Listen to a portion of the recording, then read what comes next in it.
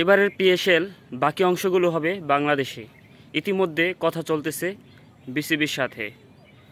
ভারত পাকিস্তানের যুদ্ধের কারণে দুই দেশেরই প্রিমিয়ার লিগ বন্ধ হয়ে গেছে অলরেডি। আইপিএলও বন্ধ হয়ে গেছে, পাকিস্তানের পিএসএলও বন্ধ হয়ে গেছে। তাই এখন পাকিস্তানের পিএসএল সিদ্ধান্ত নিয়েছিল দুবাইয়ের মাটিতে হবে, আরব আমিরাতে হবে। সেখানে শঙ্কা রয়েছে।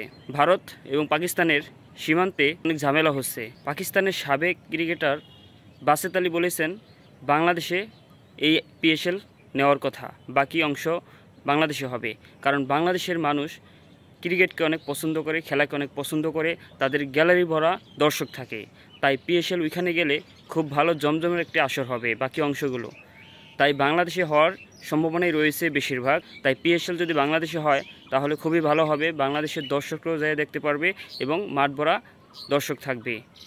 ভারত তাদের আইপিএল অলরেডি বন্ধ করে দিয়েছে, এখনও সিদ্ধান্ত নেয়নি কখন শুরু হবে, নতুন শিডিউল দেওয়া হয় নাই। পিএসএলের বিদেশি প্লেয়াররা এখন আরব আমিরাতে রয়েছে, অনেক প্লেয়ারাই চলে গিয়েছে। যদি বাংলাদেশে পিএসএল হয় তাহলে অবশ্যই সব প্লেয়াররা আসবে। বাংলাদেশের গ্যালারিতে উপচে পড়া দর্শক হয়। পিএসএল যদি হয় তাহলে অনেক দর্শক হবে এবং বিদেশি প্লেয়াররাও চলে আসবে আশা করি। আমাদের রিশাদ এবং নাহিদ রানাও রয়েছে এবার পিএসএলের আসরে। বাংলাদেশে যদি পিএসএল হয় তাহলে অবশ্যই ভালো হবে। আপনার মতামত কি? বাংলাদেশে পিএসএল হলে এটা কি ভালো হবে? কমেন্টে আপনার মতামতটি জানিয়ে যান।